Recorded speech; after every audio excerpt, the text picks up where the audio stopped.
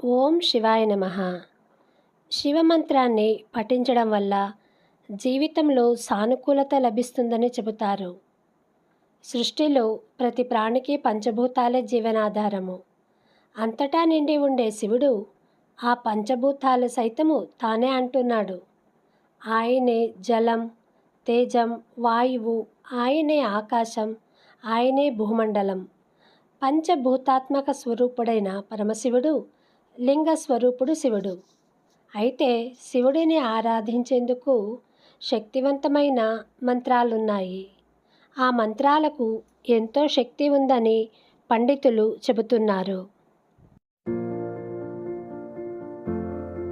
మొదటి మంత్రము ఓం నమః శివాయ అనగా నేను శివుడికి నమస్కరిస్తున్నాను.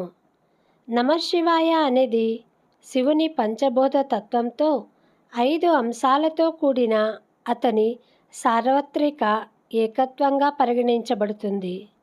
ఓం నమః శివాయ అనేది పంచాక్షరి మంత్రం, అంటే 5 అక్షరాలు కలిగినది. కేవలము 5 అక్షరాల మహత్తర కలయిక అయిన ఈ మంత్రము అసాధారణమైన ఫలితాలను ఇస్తుంది. ఈ పంచాక్షరాలు ప్రకృతిలోని పంచభూతాలను కూడా సూచిస్తాయి. రెండవ మంత్రము ఓం త్రయంబకం యజామహే సుగంధిం పుష్టివర్ధనం ఉర్వారుకమివ బంధనాన్ మృత్యోర్ముక్షీయమామృతాత్.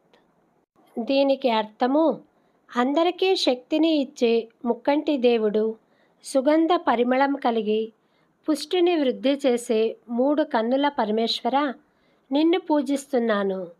తొడిమ నుండి దోసపండును ఎలా వేరు చేస్తున్నావో అలాగే మృత్యువు నుంచి నన్ను వేరు చేయుము.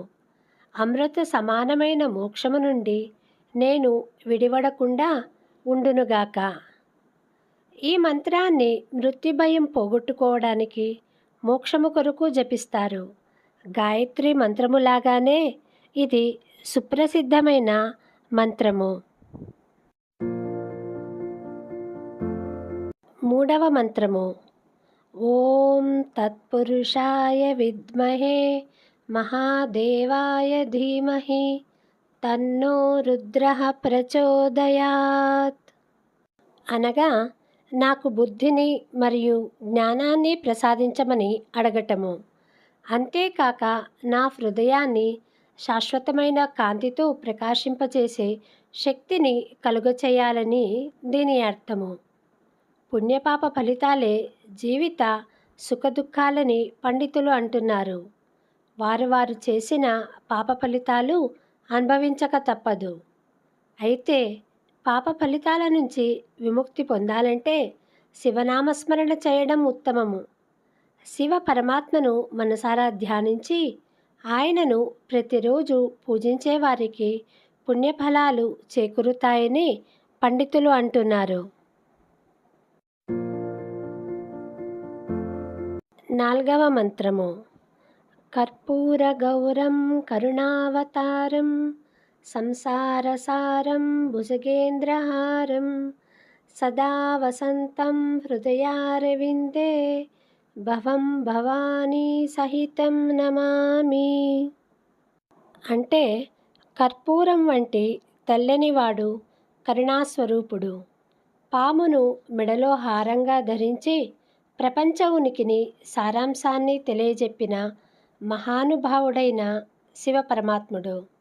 ఎల్లప్పుడూ నా హృదయంలో నివసించే శివపార్వతులకు నేను నమస్కరిస్తున్నాను.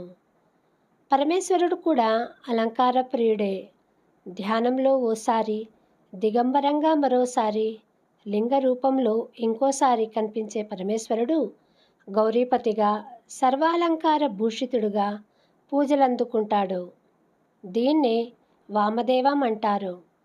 మిగిలిన రూపాల్లో కనిపించని విధంగా శివుడు అలంకారాలతో పక్కన అమ్మవారు, విఘ్ననాథుడు, కుమారస్వామి, నందితో కన్నుల పండువగా కనిపిస్తాడు. సుఖ సంతోషాలు, భోగభాగ్యాలు, సత్సంతానంతో తులతూగాలని మానవాళిని ఆశీర్వదించే రూపము ఇది.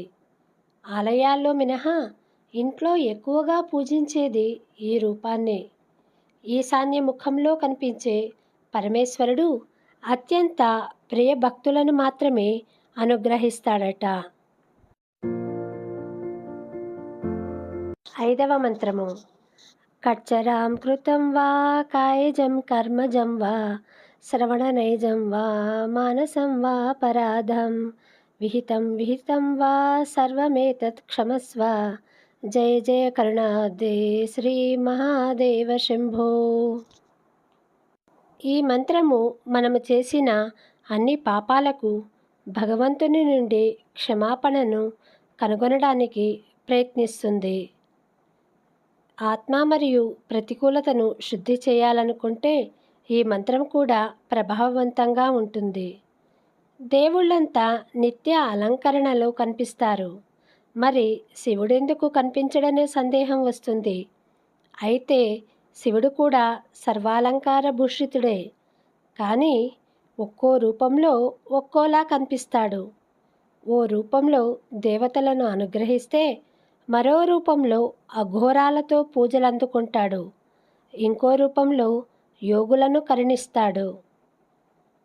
సర్వే జనా సుఖినో భవంతు. శంభో శంకర.